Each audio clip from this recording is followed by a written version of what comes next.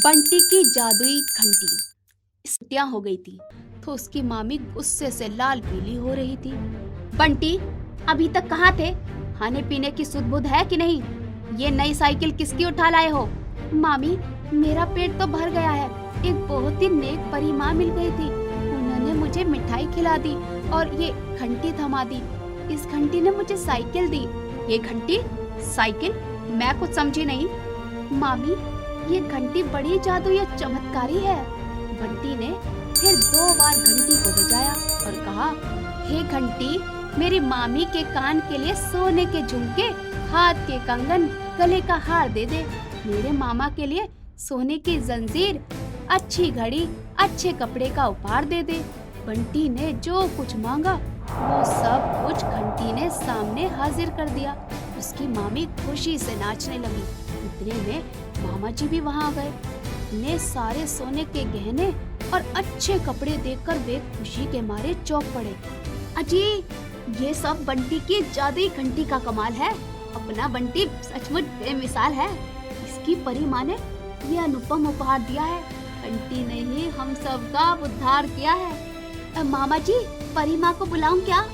हाँ बेटा, बुला बुला, मैं भी तो देखूं परी माँ कैसी होती है। हाँ बेटा, बुला बुला, मैं भी तो देखूं परी कैसी होती है।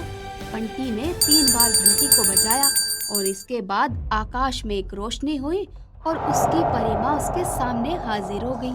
क्या हुआ बंटी, तुम्हें कौन सी बड़ी परेशानी आ गई? परी माँ, आपका जिक्र चला तो मैंने आपको याद कर लिया। बंटी, मैंने कहा था ना, बहुत बड़ी परेशानी पर ही घंटी को 3 बार बजाना। तुमने तो बेवजह ही से 3 बार बजा दिया। अरे हाँ, आपने कहा तो था। क्षमा चाहता हूँ, मुझसे गलती हो गई। परी उड़कर आकाश मार्ग की ओर चली गई। एक दिन बंटी के पड़ोसी कालिया ने खिड़की से छिपकर घंटी का चमत्कार देख लिया। वो बड़े शातिर दिमाग का था, इसीलिए वो घंटी को चुराने की योजना बनाने लगा। कालिया का बंटी के घर में आना जाना था। एक दिन मौका पाकर उसने बंटी की घंटी को चुरा लिया। बंटी जब अपने घर में घंटी को ढूंढने लगा तो उसका कहीं पता न चल सका। वो बहुत परेशान हो गया। मामी, मेरी घंटी कहाँ गई?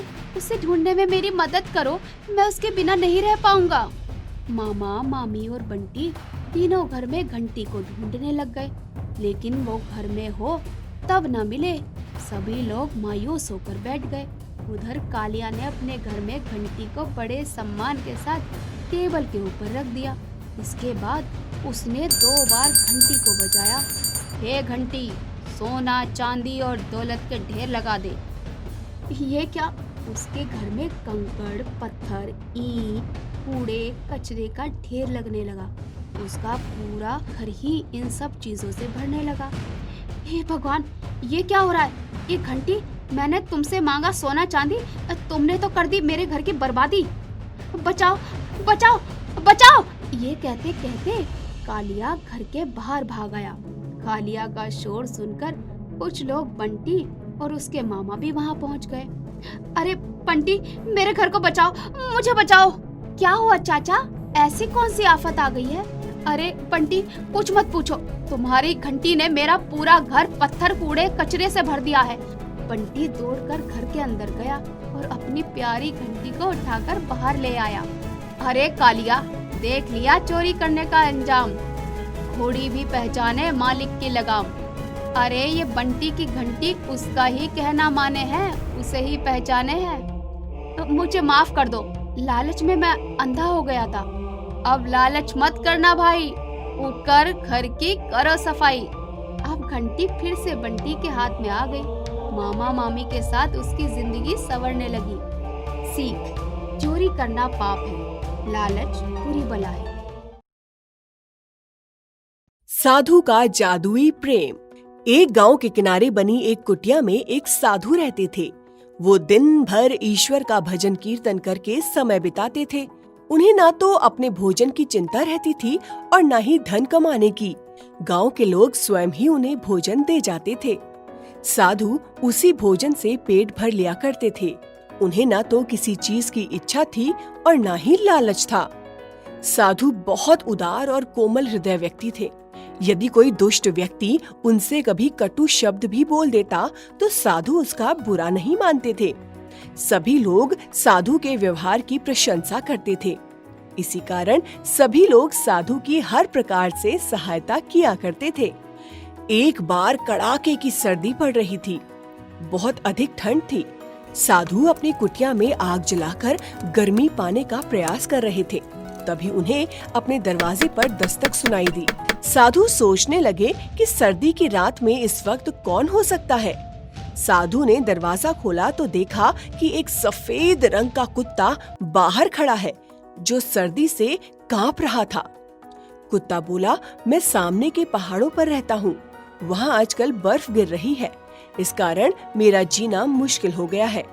मुझे आप कृपा करके रात में थोड़ी सी जगह दे दीजिए, मैं सुबह होते ही चला जाऊंगा। साधु ने नम्रता पूर्वक उसे भीतर बुला लिया और कहा, परेशान होने की कोई बात नहीं है, तुम जब तक चाहो यहाँ रह सकते हो। कुटिया में जली आग के कारण कुत्ते को राहत महसूस होने लगी। साधु ने कुत्ते को दूध रोटी खाने को दी। कुत्ते ने पेट भरकर भोजन किया और एक कोने में जाकर सो गया। सुबह होते ही कुत्ते ने साधु से बाहर जाने की आज्ञा मांगी। साधु ने कुत्ते से कहा, इसे अपना ही घर समझकर जब चाहे आ सकते हो। रात होने पर कुत्ता फिर आ गया। साधु ने उससे दिन भर की बातें की, फिर थोड़ा भोजन दिया और कुत्ता एक कोने में सो गया। इसी तरह दिन बीतने लगे। प्रतिदिन रात होने पर वो आ जाता और सुबह ही सुबह जंगल में चला जाता। साधु को कुत्ते से बच्चों की तरह प्यार हो गया। अब जब भी कभी कुत्ते को आने में थोड़ी सी देर हो जाती तो साधु दरवाजे पर खड़े होकर उसकी प्रतीक्षा करते, उससे देर से आने का कारण पूछते। कुत्ता भी साधु से हिल मिल गया था और उनसे बहुत प्यार करने लगा था। कुछ महीने बाद मौसम बदलने लगा। एक दिन कुत्ते ने कहा, आपने मेरी इतनी देखभाल और सेवा की है, मैं इसके बदले आपके लिए कोई काम करना चाहता हूँ। साधु ने कहा, मैंने तुम्हारी देखभाल करके तुम पर कोई उपकार नहीं किया है, ये तो मेरा कर्तव्य था। इस तरह की बातें करके तुम मुझे शर्मिंदा मत करो।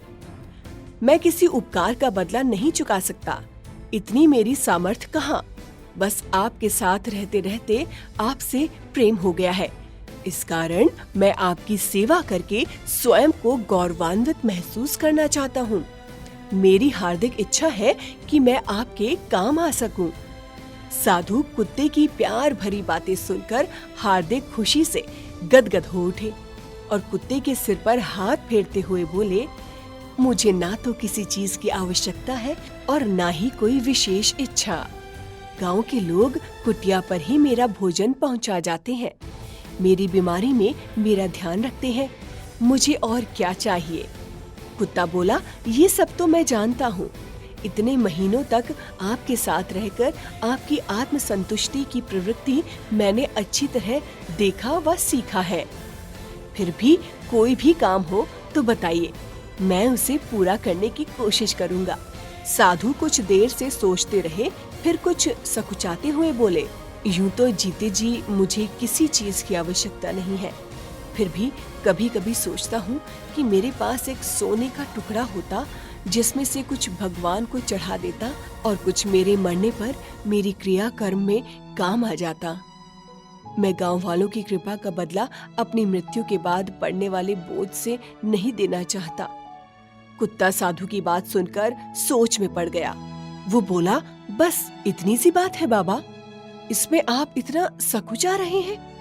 मैं अभी आपके लिए सोने का टुकड़ा लाता हूँ। साधु ने कहा, मुझे कोई भी ऐसा सोने का टुकड़ा नहीं चाहिए जो चोरी किया गया हो या किसी से दान में प्राप्त किया गया हो। कुत्ता साधु की बात सुनकर सोच में पड़ गया और बोला, बाबा, मैं आपके लिए ऐसा ही सोना लाने का प्रयत्न करूंगा। ये कहकर वो बाबा की कुटिया से चला गया। शाम होने पर साधु कुत्ते का इंतजार करने लगे, परंतु वो वापस नहीं आया। साधु को ठीक से नींद भी नहीं आई। इस प्रकार कई दिन बीत गए, परंतु कुत्ता नहीं लौटा। साधु मन ही मन पश्चाताप करने लगे। कि उन्होंने बेकार ही ऐसी वस्तु मांग ली जो उसके लिए संभव नहीं थी। कभी साधु के मन में ये भी ख्याल आता कि हो सकता है कुत्ता कहीं से सोना चुराने गया हो और पकड़ा गया हो, फिर लोगों के हाथों मारा गया हो, या कुत्ता किसी दुर्घटना का शिकार हो गया हो। साधु को कुत्ते की बहुत याद आती थी। जैसे ही वे रात्रि का भोजन करने बैठते, उन्हें कुत्ते की मीठी बातें व साथ में भोजन खाना याद आ जाता था। कुछ महीने बीत गए और साधु को कुत्ते की याद भी कम सताने लगी थी।